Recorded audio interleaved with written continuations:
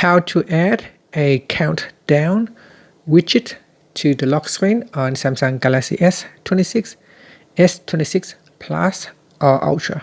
First, let's go back to the home screen.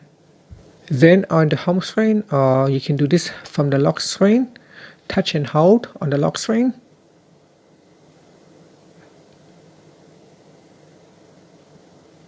Then enter in your PIN or fingerprint.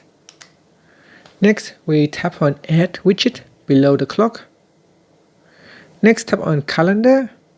And from here, you can choose a large countdown widget size or a small one. So we've got a small one here or a large one here. So I'll select the small one here and also select the large one so you can see. And then tap on the widget itself at the top. And here, select an event. Go down and select an event and then choose if you want to start from 1. Tap on that to turn it on or switch it off. Then tap on Saved.